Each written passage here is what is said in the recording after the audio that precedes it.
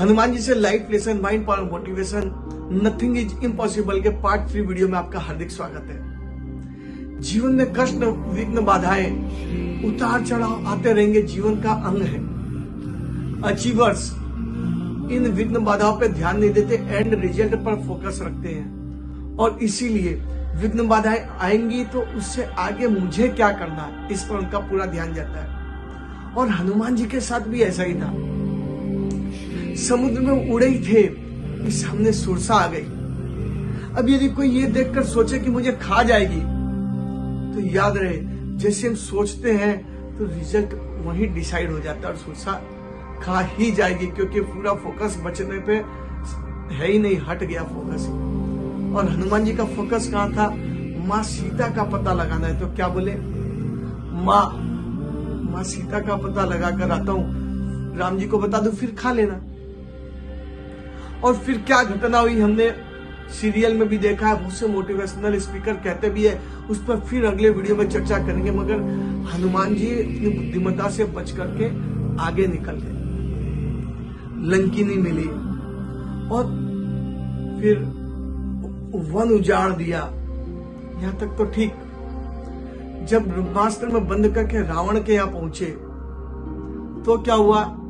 रावण को चैलेंज करने में राम जी का दूत हूं, मुझे तो तुच्छ समझता, उनकी शक्ति क्षमता सोच, और याचना कर ली, इस प्रकार की बातें कर रहे हैं। और रावण वध के लिए आदेश दे रहा है, तभी विभीषण जी आते हैं। देखिए, जब हमारा फोकस एंड रिजल्ट पे होता है तो प्रकृति संसाधन भेजना आरंभ करती है, और जब फोकस प्रॉब्लम पे आ जाता है तो वैसे ही संसाधन आते हैं, क्योंकि प्रकृति हमेशा तथास्तु कहती है। जब संजीवनी बूटी लेने गए तो माइंड में क्या था?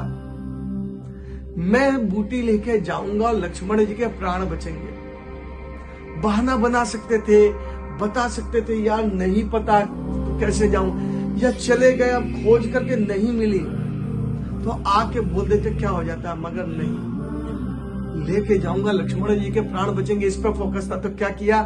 संजीवनी नहीं मिले, पूरा पहाड़ उठा लिया। अब आप सोच रहे होंगे वो तो हनुमान जी थे, अतुलित बलधामा, कुछ भी कर सकते थे। ऐसा नहीं है, सोच में था इसलिए संभव हुआ। हम आप भी यदि डिसाइड कर लेना तो अपनी क्षमता से 10 गुना बेसी कार्य कर सकते हैं। जिस बालक को हम घर में 2-4 किलो उठाने से मना करते हैं कि बच्चा है, उसी एज का बालक बाहर में 10-20 किलो उठा करके आराम से घूमता हुआ दिखता है। तो हमारी क्षमता कितनी है? जितनी हमारी सोच है। कुछ लोगों को हम जब भी कार्य देते हैं या हमें कोई कार्य देता है तो लोगों को पता रहता है कि यह आके कार्य कंप्लीट करेगा परफेक्शन के साथ या फिर बहाने बनाने वाला है। यह डिसाइड कैसे होता है? कुछ अचीविंग नेचर वाले फोकस लक्ष्य पर रखते हैं। हमें हनुमान जी से ये गुण सीखना चाहिए। यदि अभी फोकस लक्ष्य पे रहता है तो बहुत अच्छा, फोकस यदि प्रॉब्लम पे रहता है तो आज से एंड रिजल्ट पे फोकस रखिए।